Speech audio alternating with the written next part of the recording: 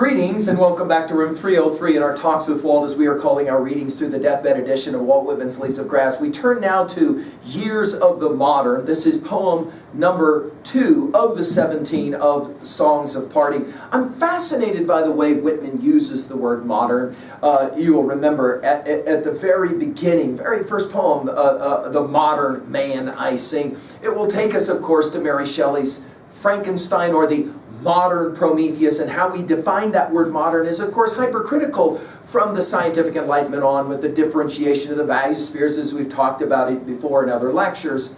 Now, our assumptions here that you've been following our stuff at learnstrong.net, down that left-hand side, Talks with Walt, our playlist, everything from that very first poem, Oneself I Sing, all the inscriptions poems, up to and including a set of introductory comments for Songs of Parting, the introductory work there. And we just have finished with Time Draws Nigh. Now, the Norton's information here is fascinating for modern.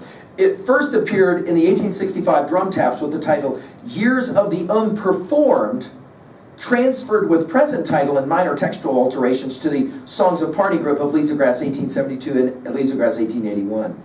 Holloway was the first to note that in fact about half of the poem's lines are taken directly from the final section, the World's Portents Issues, the 80th Year of these States, of Whitman's unpublished 1856 political tract, The 18th Presidency. Now here we will see, no question, Whitman is prophet. So as we play the game, let's enjoy it. You're going to see lots of repetition here, and we're going to enjoy the way that he tries to predict what is coming. And of course, his optimism is powerful. By the way, modern gets used in Leaves of Grass 32 times, 33 if you want to count that it's used in the title here. And as we said, its first use is the reference to the modern man I sing in the very first poem of Leaves of Grass. Notice all of the exclamation points. Notice all of the question marks as we read this poem. Years of the modern. By the way, notice it's years, not year. Years of the modern. Years of the unperformed. In other words, what has not yet been done. Your horizon rises. Now this idea of rising, here in a little bit it's going to be advancing. Later in the poem it's going to be urges and urges. And then the word advance is repeated twice in the final line of the poem. Your horizon rises. I see it. Notice this will be our first of I sees. There'll be 9 total, 8 at the beginning. I see it parting away for more august dramas. Now we've commented on the fact that Whitman is so impressioned by the theater and the drama and the opera of his day. And here he will see history played out as on a stage. I see not America only, not only liberties, notice the capitalized, nation, but other nations preparing. Again, the globalist poet, the international poet. I see tremendous entrances and exits, again, back to the dramatic language. New combinations, the solidarity of races. Solidarity gets used one time in all Leaves of Grass. It's right here. I find that fascinating. I see that force advancing, again, from rising to advancing, with irresistible power on the world stage. We're back to the dramas. And then notice the parenthetic again. We've seen this so regularly in our reading of Leaves of Grass. Have the old forces, notice his use of the word old in this poem, have the old forces, the old wars played their parts? Are the acts suitable to them closed? In other words, this idea that the powerful play goes on and you may contribute a voice is oh me a life. Here we're playing a similar game, only now he's asking about the ancient ways versus the quote-unquote modern ways. I see, notice capitalized, freedom, so from liberty we go to freedom capitalized. Completely armed and victorious and very haughty. You'll remember some of this language from Drum Taps, and haughty was used in as I pondered in silence. Very haughty, with law on one side and peace on the other. Now this law and peace thing will take us immediately back to our study of Virgil's Aeneid, and of course Aeneid 6, and the idea that, you'll remember, Anchises tells Aeneas, what is going to make Rome so amazing is its ability to build from law. Here you're getting the very same thing. By the way, notice peace capitalized. A stupendous trio. Notice freedom, law, and peace. A stupendous trio. Stupendous gets used one time in all Leaves of Grass. It's right here. A stupendous trio, all issuing forth against the idea of caste. You'll remember in Song of Myself 16, he will say of himself, of every hue and caste am I. What historic, now watch all these rhetorical questions. What historic denouements are these we so rapidly approach? Of course, denouement, that term that we use often when we study the falling action of a text, especially a fictional text. Denouement gets used one time in Leaves of Grass, it's right here. I see men, now we're back to more I see. I see men marching and counter-marching by swift millions. Now, many have seen this use of the word marching as being a martial term, and to that degree, horrifically predictive of what was coming, of course, in the 20th century with the horrifying millions of people marching, obviously in war. By the way, notice this exaggerated numbering again with millions. I see the frontiers and boundaries of the old aristocracies broken. I see the landmarks of European kings removed. I see this day the people beginning their landmarks. All others give way, he'll say in parenthetics. By the way, this "the people" phrase gets used for the first time in starting from Pomeroy 7, right? I advance from the people in their own spirit. Never were such sharp questions asked as this day. So notice we're talking about years, but now it's this day, as in this period. You'll remember the sharp in adieu to a soldier, that use of the adjective in that way. Not talking about sharp axes, we've seen that, but here it's sharp questions.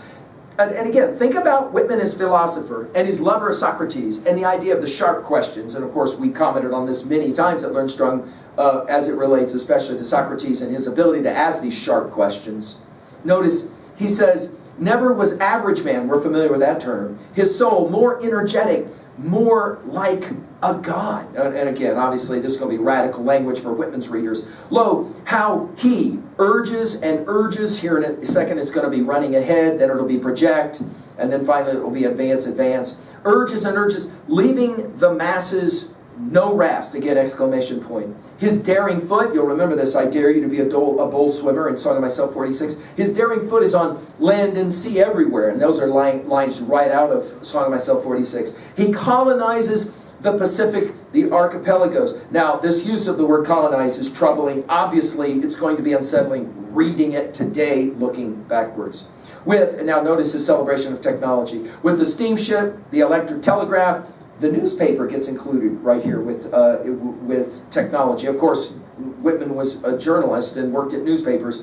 The wholesale engines of war. It's almost as if he's very excited about these engines of war. That is obviously unsettling for us. He continues, with these and the world-spreading factories, he interlinks, only use, and all leaves of grass for that word is right here, all geography, all lands. Now, some have seen this as the great prophecy of the internet that's coming, and obviously you can read it that way if you wish. Certainly the world is shrinking as it regards to that. What whispers are these? We're familiar with his use of whispers. What whispers are these, O lands, running ahead of you, passing under the seas? It'll only, of course, be just a matter of minutes after this poem gets published that we're obviously going to have cables and all the like that will run under the Atlantic. Is humanity forming en masse? And again, this will borrow from his use of masses. You'll remember en masse from the very first poem, right? And the opening lines of the very first poem, oneself I sing. For lo, tyrants tremble, crowns grow dim. Now, we've heard this kind of language, this kind of rhetoric that is going to be the rhetoric of revolution, no question. The earth, restive, confronts a new era. We commented on the fact that Whitman always goes back to the land, to the earth. Of course, Leaves of Grass can't be missed in that regards. A new era, perhaps a general divine war. Now, it's interesting that he doesn't say a general war. He says a general divine war, although obviously readers of the 20th century will look back because of our two great wars, or two world wars, and we'll say, how divine was that war? Of course, for Whitman, this divine war, borrowing from his Quaker's background, will be more about a spiritual war, obviously. And then he says it powerfully. Some readers say it's the most compelling line in all Leaves of Grass. No one knows what will happen next. It is interesting. The idea of no one knowing. Here in a bit it's going to be I know not. No one knows what will happen next. Such portents fill the days and nights. Again, Whitman is prophet, portents. Years prophetical. The space ahead as I walk, of course, Song of the Open Road, as I vainly try to pierce it, is full of phantoms. This idea of piercing, penetrating will be his word in a second. full of phantoms. We're familiar with this use of that word. Unborn deeds, things soon to be, project their shapes around me. It's almost as if the camera image and the film image is being played out here. This incredible rush and heat, this strange ecstatic fever of dreams, of years, and of course this idea of dreams takes us back to sleepers. Your dreams, O years, how they penetrate through me. Notice first it's pierce, now it's penetrate. I know not whether I sleep or wake. Again, this little in parenthetics is powerful. It's such a powerful dream. I'm not even sure if I'm asleep, if I'm sleeping, or if I am awake. The performed America in Europe, notice both capitalized. I told you when he uses America in this poem, it's always significant. Grow dim, retiring in shadow behind me. This idea of projection in shadows. By the way, just go to T.S. Eliot's Love Song of J. Alfred Prufrock, and as if the nerves and patterns on a screen, and look at the way in which it's used there and the way it's used here. It's amazing. The unperformed, we're back to it. More gigantic, earlier it was millions, than ever. Advance upon me. This idea that it's almost as if he's being shown the future. Much like, of course, Aeneas. I told you guys, Whitman is very influenced by these early epic poems, and I think he wants to rival Virgil in some ways. He loves that vision of seeing the future in Aeneid 6. As we've given full lectures on that at learnstrong.net. Now what are we going to say at 2a? Well, obviously the rise of democracy, the rise of freedom, the rise of peace. It can't be stopped, that trio as he calls it. At 2b, I love the repetition of the I see 8, 9 times. And then notice all the powerful rhetorical questions that are asked here. At 3, there's so many, titles that we've already thrown at you, but I would mention Emerson's American Scholar. I believe this kind of idea, this informed, as we call it, informed optimism of Whitman, takes us back to that brilliant speech of 3-1 August of 1837. I've given a full lecture at Learn Strong if you want to run that one to ground. Finally, at 3b, do you share Whitman's optimism for technology and the advancement of, through his divine war, this technological marching, or are you unsettled more by this poem? I'll leave that one to you. I hope these poems are challenging you. Thank you.